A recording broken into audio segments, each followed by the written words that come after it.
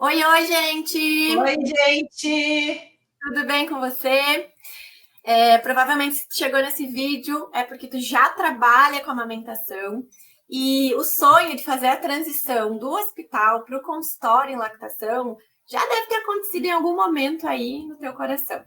E nesse vídeo eu quero contar como que foi a minha transição do CLT para o trabalho autônomo enquanto consultora em lactação. O que eu tive que aprender, o que foram os desafios que surgiram, né? E tudo que veio aí de benefícios com essa escolha, né, Ana? É isso aí, Cá. E a gente conseguiu, nós duas juntas, juntamos as 5 melhores dicas para fazer essa transição da forma mais tranquila e mais eficiente possível aí para a sua carreira. Nós vamos convidar vocês para tomar um café com leite Leite materno.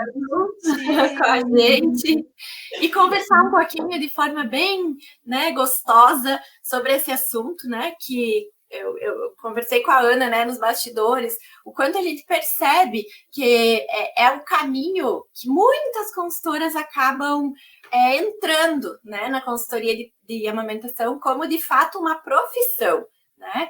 Para mim também foi assim, né? Tenho formação, né, de base na enfermagem, então eu me formei e comecei a atuar dentro do hospital. Mas o bichinho lá, o bichinho da amamentação, que nem as gurias da Liga falam, Tenho né? também. Ele picou todo mundo aqui, provavelmente picou também em algum momento da vida. Para mim, me picou ainda na graduação. E eu nunca consegui, né, ficar só com o meu trabalho lá que eu tinha dentro do hospital, que inclusive trabalhava com adultos, né? Início de carreira, aquela coisa, né, Ana, a gente não escolhe muito onde a gente vai cair, a gente vai aonde a oportunidade aparece. Então, no contraturno, né, eu sempre estava trabalhando com colegas que trabalhavam com apoio ao nascimento, ajudando na primeira hora de vida, com amamentação, né? Mas isso era como se fosse um plano B, né? Ele era algo assim, o B, né, do meu trabalho, e também ele não era algo que tinha uma estrutura, que tinha, né, um profissionalismo. E chegou um momento da minha carreira que o coração não adianta, né? Ele fala mais alto, que a gente começa a repensar, meu Deus, é isso aqui que me move mesmo, é com isso aqui que eu quero despender minha energia, somente com isso. Né? Como E se aí, fosse uma missão de vida, né? É uma isso, missão de vida, é algo que fica dentro da gente que a gente precisa pôr para fora. Assim. exatamente, Ana. E eu lembro como se fosse hoje que eu estava saindo de férias e eu falei para o meu marido, eu não consigo me imaginar voltando para cá, eu não consigo nesse caminho, porque eu queria ficar só com a consultoria, né? E aí ele me apoiava já muito, né, nesse caminho, e ele disse, então não volta, dá a louca, vai lá, pede demissão. Eu era concursada num concurso estadual, né? Então não foi uma decisão assim muito simples de eu tomar naquele momento, né? Mas eu não conseguia assim agir de outra forma. Eu disse, bom, então eu vou, né? Nos meses que antecederam, eu comecei a estruturar essa transição, né? Que um pouco a gente vai trazer algumas coisas aqui nessas 5 sugestões que a gente concentrou. E aí, para dar esse pulo mesmo com mais segurança, com mais tranquilidade, porque eu acho que um grande medo que passa é porque, sendo CLT, né, você tem uma segurança que aquilo todo mês vai entrar na tua conta, né, que tu tem aquilo garantido. E com a consultoria é como se você tivesse pisando em algo incerto, né? Que tu nunca sabe qual volume é, né? E muitas pessoas nunca trabalharam com isso, né? Com o 100% variável, né, Ana? Sim, é como sair da zona de conforto, né? É como sair da zona de conforto. A gente está lá, bem estabelecido, recebendo um salário certinho, aí de repente você tem que mudar, reestruturar toda a sua vida. É preciso coragem, né? Talvez também essa transição para muita gente é gradual, né? Você pega os seus horários livres e vai fazendo os atendimentos. Na hora que esses atendimentos estão num número que já de alguma forma supre as suas necessidades financeiras, você consegue abandonar o CLT, né?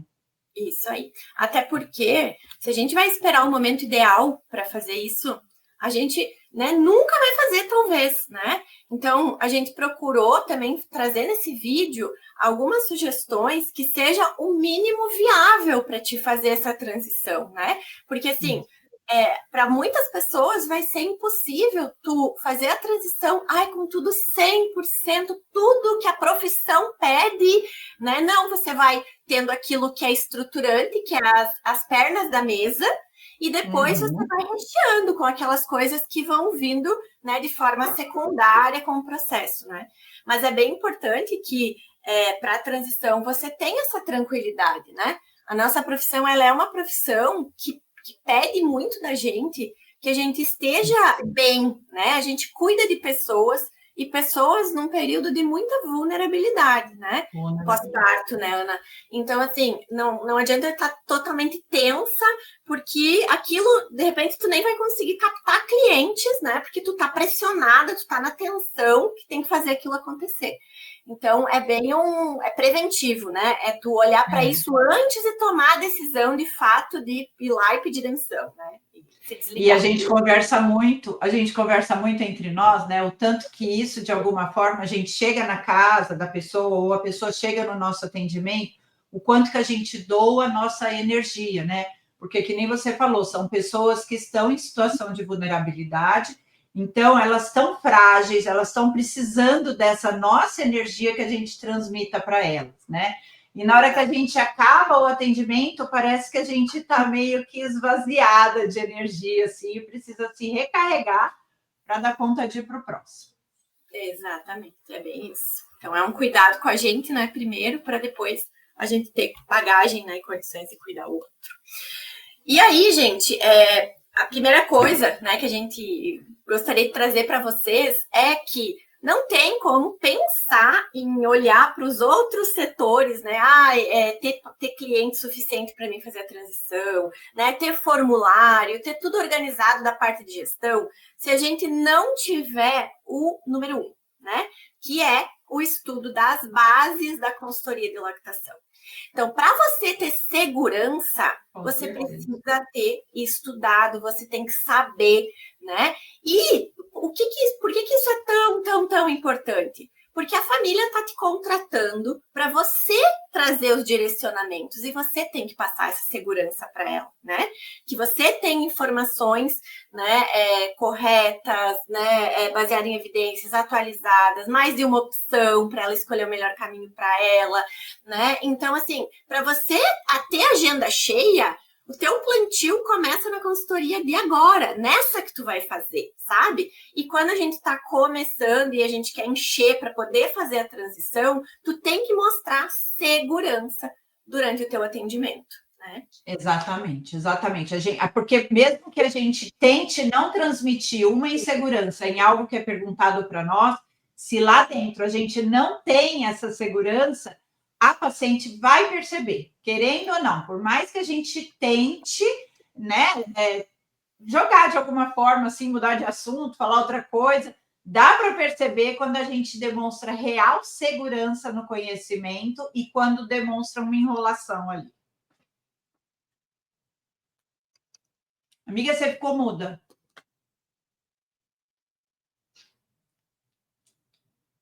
Tá muda. Você tá muda. Acho que apertei sem querer aqui. Agora foi? Foi.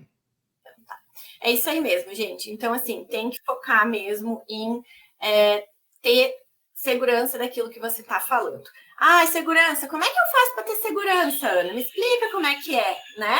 É eu fazer um curso, é ler um livro? Como é que eu faço para mim me sentir segura para um atendimento? Estudando muito, né, Cá? A gente consegue a segurança depois de estudar muito. E não é, gente, não é um curso de um final de semana, não é um curso rápido, não é isso. A gente precisa realmente se debruçar nos livros e estudar, porque a amamentação é muito importante na vida de quem amamenta e na vida do bebê, daquela criança que vai ter uma repercussão para o resto da vida, para a gente ter um conhecimento raso e superficial, né? Então, nós temos que ter um conhecimento profundo, e a gente só consegue isso estudando muito. E uma coisa legal também de falar, Ana, é botar à prova o teu conhecimento, né? Porque às vezes a gente acha que, eu estudei, eu fiz um curso, eu fiz outro curso, né? Eu tô pronta, né? E aí quando tu vai para o atendimento, que tu vê aquela demanda, meu Deus, eu não tô segura com esse tema. Então, assim, uma sugestão para, né, para vocês é talvez trabalharem com uma ficha pré-consulta que você tenha ali um screening básico do que é aquele caso, porque assim, eu peguei aqui, isso aqui é dor na amamentação.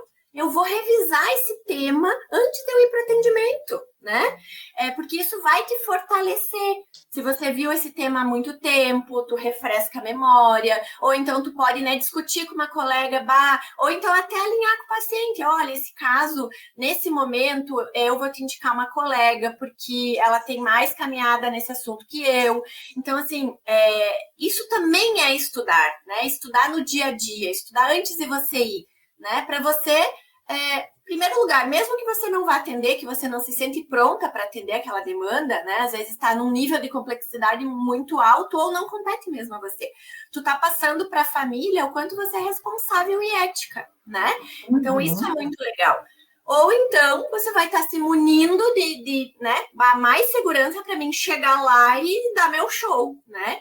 E poder passar essa segurança que a família está buscando. Exatamente, é muito importante mesmo esse conhecimento. E aí é legal que a gente tem todos esses cursos na Liga, né, Cá? Quem quer sentir essa segurança, a gente tem do comecinho ao fim. E a gente tem também esse networking, quer dizer, essa rede de apoio dentro dos grupos de WhatsApp, que isso faz muita diferença, principalmente quando você ainda não adquiriu essa segurança. Você coloca lá no grupo, gente, eu tenho uma paciente assim, assim, assim. Vocês me dão mais, eu fiz isso. Vocês acham que teria mais alguma coisa para eu fazer, né? E aí é nesse momento que a gente vai ouvindo outras opiniões, outras experiências, né? E adicionando conhecimentos para a nossa carreira também. Exato. É legal o grupo também, né? A gente tem isso na Liga, que é ter multiprofissionais. Às vezes eu estou num lugar que não tem, né? Uma fonoaudióloga, uma pediatra, sei lá, enfim, qualquer profissional. E ali a gente consegue ter um grupo multi que você pode discutir, obviamente, né? Eu fiz isso, né? Que tu acha? Não vai ser um atendimento, mas tem aquele apoio matricial, né? Que a gente tanto fala aí na saúde coletiva, que a gente consegue fazer com colegas, né, da mesma profissão e às vezes com outros, né? Isso ajuda muito, muito, muito. Nossa, então ajuda isso, demais. gente. Estudar em primeiro lugar, tá? O estudo profundo, ter segurança é número 1, é soberano para você ser um profissional de excelência, tá? Porque só vai encher a agenda se você for um profissional de excelência, né? Número 2, comece com atendimentos em paralelo, né? O que é isso? Não é fazer a transição para daí fazer o primeiro atendimento, se isso for uma questão de escolha, né? Mas você faz curso, estuda e abre agenda. Começa a atender, como foi para mim e é para muitas colegas, no outro turno, no final de semana, né? Para você ir pegando a mão na massa e ir aos pouquinhos ficando conhecida, né? Fazendo boca a boca, fortalecendo também, né, a tua prática clínica do dia a dia. Isso vai te trazer tranquilidade para o momento, né? Porque aí, à medida que você vai crescendo, você vai tendo mais pacientes, fica mais seguro de você fazer uma transição do ponto de vista, né, financeiro, né, do que você largar tudo e ficar pressionada que tu tem que arranjar paciente de qualquer jeito, né? Muitas vezes até sem valorizar, né, o teu trabalho e tudo mais, né, Ana? Sim, cobrando um preço muito abaixo do mercado, né, para conseguir ter paciente, aí não é isso que conta, né? O que conta mesmo é a qualidade do seu atendimento, para você poder mesmo, você tem que valorizar o seu trabalho, assim como a amamentação é algo que vale muito, né? Exato, bem por aí. E o terceiro ponto, gente, é de saída, você ter, não precisa ser nada lunático, estratosférico, mas é você montar um portfólio de serviços simples, tá? Por quê? A gente vê muito por aí as pessoas indo para a consultoria de amamentação e tratando ela como algo não profissional, sabe? Como um bico, né, Ana? Aqui no Sul fala assim, vou fazer um bico lá de tal coisa, né? Isso, gente, é muito ruim, né? É ruim para a tua imagem profissional, é ruim para a classe como um todo. Então, assim, você está começando, no mínimo básico, ter um documento.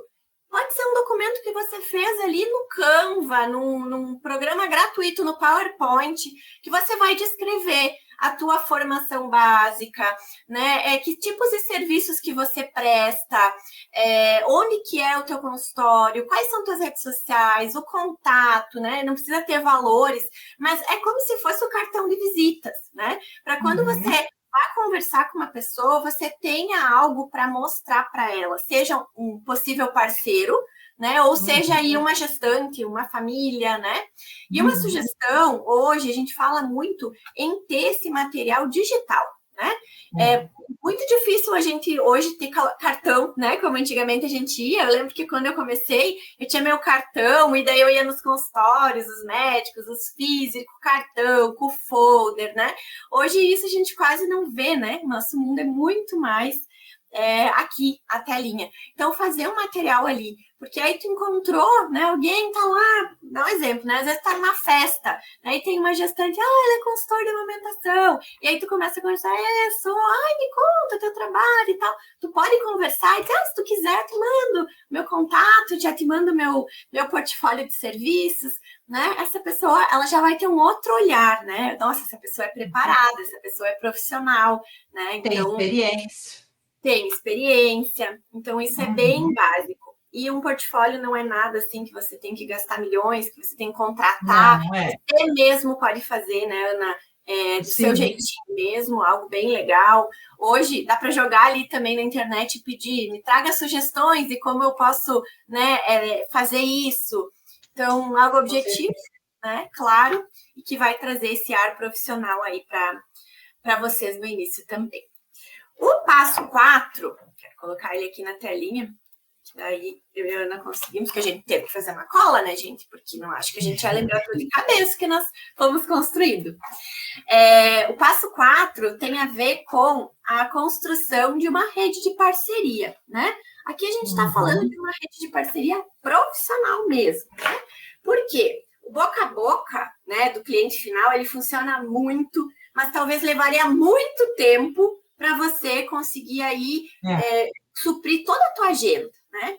Então, a gente tem essa oportunidade de estar chegando nos profissionais que podem, né, estar indicando o nosso trabalho e também, né, a gente fazendo trocas, né, que ambos ganham, né, nesse cenário.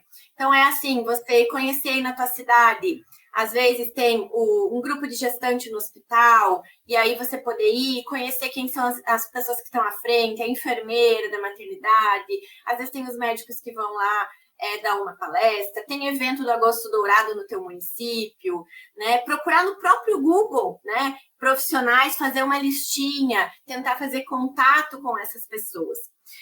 Aconteceu até essa semana comigo, semana passada comigo, de uma pessoa pedir uma sugestão para mim, né, uma profissional da área da saúde, de como ela poderia abordar para tentar fazer uma parceria, né?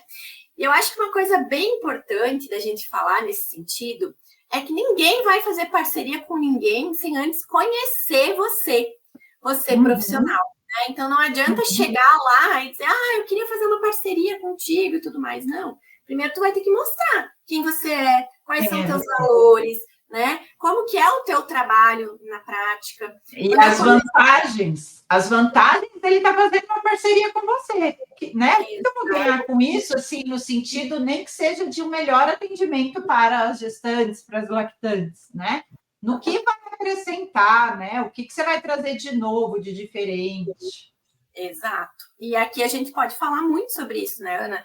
Porque nossos parceiros geralmente são, né, da linha dos médicos, são pediatras e obstetras, né? Isso. Parcerias com obstetras, eu vou deixar a Ana falar, porque a Ana é pediatra, então ela vai falar com bem mais propriedade que eu. Mas com obstetra, uma grande vantagem que se tem em fazer uma parceria é que o obstetra, ele tem milhões de demandas, né? E no pós-parto, geralmente a mulher, ela acaba demandando muito para o obstetra quando ela não tem um apoio, um direcionamento na amamentação. né? Quantos casos de mastite, né? Por má condução de uma apojadura que acontecem, né? Ou mesmo se perder uma amamentação ali, claro que isso o profissional tem que valorizar a amamentação, né? E auxiliar essas mulheres também. Mas, assim, é uma demanda muito grande para o obstetra, que está envolvido com milhões de outras demandas, muitas complicações, tem que encaixar essa mulher para avaliar essa mama, né? E a consultora, ela é essa ponte entre o obstetra e a paciente, né? Que previne essas complicações de forma muito grandiosa. E também, quando elas acontecem, né? Que não depende do empenho nem da mãe, nem da consultora, fazer um diagnóstico bem precoce, né? Manejar rapidamente, né? O médico poder ver e aí a consultora acompanhar, né? Ela já sinalizar, olha, aqui eu acho que a mastologista vai ter que ver, sinais de alerta, né, Ana? Então, é muita coisa, assim, é muito legal mesmo a gente trabalhar, né, nessa parceria. O escopo do próprio pré-natal do obstetra, ele traz, né, como um dos temas para ser trabalhado durante o pré-natal, a amamentação.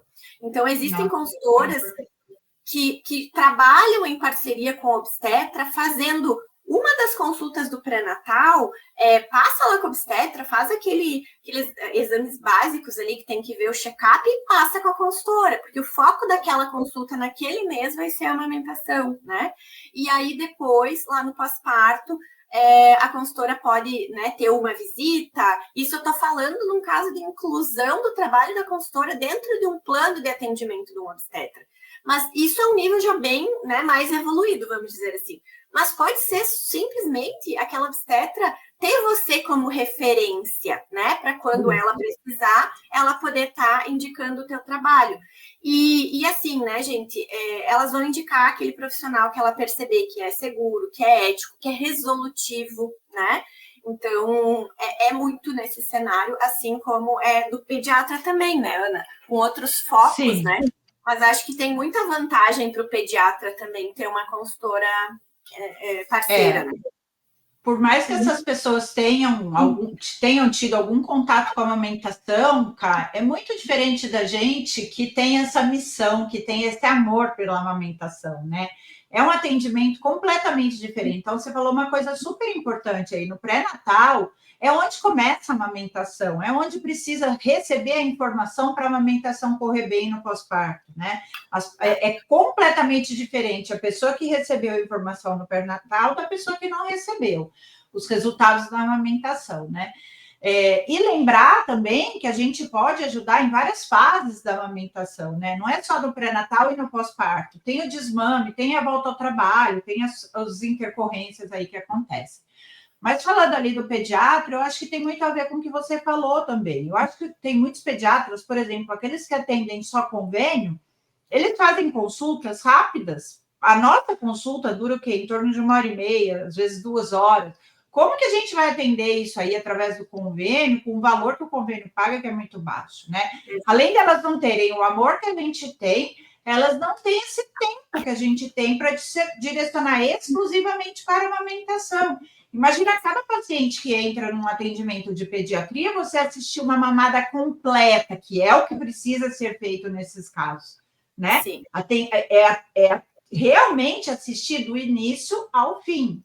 Então, é como se essas pessoas realmente como se não coubesse a elas, a não ser que elas tenham um formato de atendimento diferente, um particular, direcionado para amamentação, um estudo específico para amamentação, porque não adianta vir só com conhecimento da faculdade, porque é muito pouco, precisa ir muito além disso, né? Eu costumo dizer que eu, como pediatra, né, o que eu aprendi na amamentação, na faculdade, na residência, com o que eu sei hoje, é um extenso mundo de conhecimento sobre a amamentação que eu não tinha nem ideia que existia. Né? Então, quanto mais a gente vai se aprofundando, mais a gente descobre o tanto que a gente não sabia antes, né? Exato. E essa parceria, né? Quando a gente encontra um pediatra que de fato é amigo da amamentação, essa parceria é muito legal. Porque tu pode, por exemplo, quantos bebês, né, estão aí falhando em prosperar, né, não estão ganhando peso suficiente. E a gente faz um trabalho semanal em conjunto, de acompanhando, propondo estratégias, né, Ana? Na fase assim, ó, que a gente fala tanto, né, o desafio de voltar ao trabalho e manter a amamentação, que para a maioria vai ser entre 4 e 6 meses aqui no Brasil. Né, muito pouco. E aí, quando a gente tem a recomendação de 2 anos de amamentação, como que essa mulher não faz nem ideia de como é que ela vai fazer para organizar essa transição, acaba desmamando, acaba entrando com leite artificial, quando uma consulta poderia organizar a vida dela e ela seguir essa amamentação mais 1 ano e meio, né, pela frente. Sem falar do que tu disse do desmame, né, Ana, que ele é tão importante quanto o mame, né? Pode deixar aí marcas, né, emocionais na vida da criança, da mãe também, muito profundas, né? A gente que é mãe, né, Ana, sabe. E na saúde também. E na saúde também. Então, assim, tem muitas vantagens, né, de ter esse elo aí construído com o pediatra, né? Com certeza. As pessoas nem sabem que a maioria nem sabe que a recomendação hoje é amamentar até 2 anos ou mais, né? Muita gente não sabe que é essa recomendação atual. Mas até 2 anos, né? Como que eu vou fazer isso? Exato. Mas se as coisas forem bem organizadas, estabelecidas e, né, as orientações forem claras, é muito mais do que possível, né? Que as pessoas se veem amamentando o dia inteiro. Mas não, depois de 6 meses diminui, 1 ano diminui mais, 2 anos, né? E uma ideia legal é levar essas ideias já para um encontro, sabe? Que você vai propor, vamos, né, tomar um café, eu queria te mostrar umas ideias que eu tive, depois que você já, né, começou aquele namoro ali, porque, assim, são profissionais, são muito sobrecarregados, né, Ana, que não tem tempo de ficar pensando na estrutura do trabalho e tudo mais, que às vezes até tem boa vontade e gostariam de fazer, mas falta tempo, né? Então, assim, tu levar uma ideia, por exemplo, para uma obstetra, olha, vamos fazer um mapa do teu pré-natal, vamos colocar aqui a minha consulta com tantas semanas, né, para já deixá-las mais preparadas, vamos mandar uma ficha pré-consulta para elas preencherem, e daí eu dou sugestões para elas, quem sabe elas vêm para consulta, eu posso fazer uma roda de gestantes para elas uma vez no mês lá no teu consultório. Gente, isso tudo no começo, às vezes você vai fazer de forma gratuita, sabe? Para que a pessoa conheça o teu trabalho, né? Claro. E isso vai abrindo portas, né? Olha que legal que é o trabalho, né? E vai evoluindo, porque ninguém vai abrir para fazer uma parceria que você vai ter 2 atendimentos no plano se não conhecer quem é você e seu trabalho, como eu disse antes, né? Então, assim, trazer já o plano pronto, né, para o pediatra. Olha, eu posso ir na sala de espera, eu posso conversar com elas, né, ver como é que tá indo o mamazinho, se elas estão com alguma dificuldade, eu posso te ajudar em tal sentido. Se tu tiver, né, então são N possibilidades, e às vezes, depois que você já conhecer um pouquinho, você já trazer isso um pouquinho desenhado, essas ideias, vai fazer um brilho no olho, sabe? Bah, era isso que eu precisava, alguém que, né, tocasse isso. Esclarece. E uma coisa muito legal, né, Ana, é que tudo isso vira marketing para o profissional, né? Porque todo mundo quer dizer que é apoiador da amamentação nas redes, né, gente? A gente sabe que muitos falam, poucos fazem, mas muita gente quer dizer. Então, aqueles que realmente vão fazer, que bom que a gente vai ser esse agente que vai tirar esse projeto, talvez, do papel, né? E aí a gente vai conseguir uma parceria para o futuro, né? Que ambos aí vão ganhar, e principalmente as famílias e os pequenos. É isso aí. A última coisa, gente, que é a nosso passo 5, é estruturar a parte financeira antes da virada, né? Não adianta, não dá para a gente fazer esse movimento na base do sonho, né? Como a gente falou lá no início, a gente precisa se sentir, né, tranquila para esse tipo de trabalho, né? Na tensão fica muito mais difícil. Então, o que a gente sugere?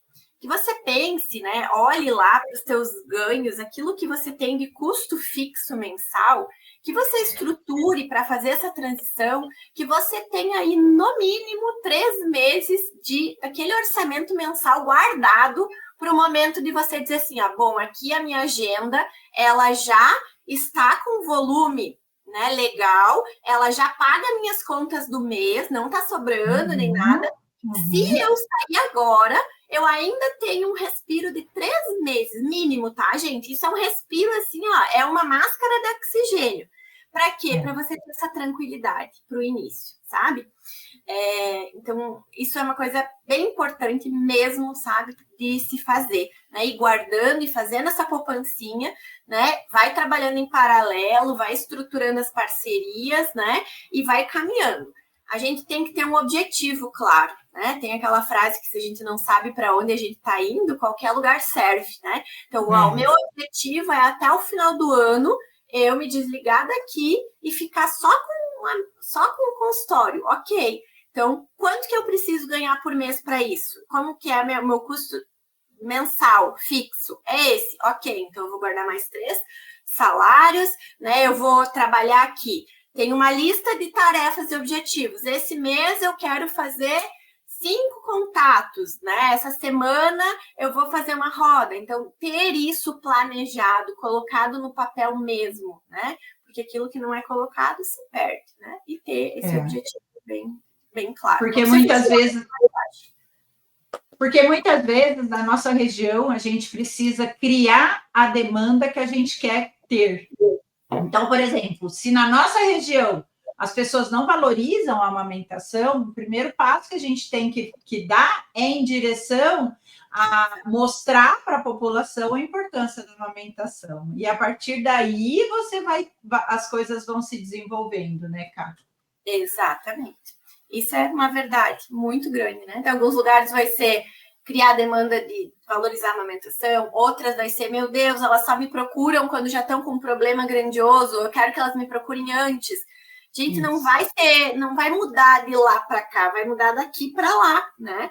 Então, a gente começa a fazer esses movimentos que nem a Ana falou e vai se criando uma consciência, né? E aí as pessoas vão também chegando, né? Então, eu acho que é isso, né, Ana? São coisas que parecem, né, que são pequenas, mas que se executadas, elas têm um impacto gigantesco e podem trazer aí uma transição bem mais tranquila para vocês. E eu acho que quem vai para a amamentação é picado por esse mosquito de fato, e a gente quer realmente que tenham pessoas que tenham comprado a causa, né? Que vistam a camiseta desse lado. Então, que a gente possa fazer isso, né, se sentindo, né, apaixonada, né, mas também com os pés no chão, né, de saber o momento legal de fazer e ir para cima, que o mundo está precisando de ótimas consultoras para a gente cada vez melhorar nossos números aí de amamentação e também a experiência das pessoas, né, Ana, que amamentam, que seja satisfatória, né? E a saúde das crianças, né? E também de quem amamenta. Porque melhorando a amamentação, a gente melhora também a saúde das crianças, a saúde de quem amamenta, né?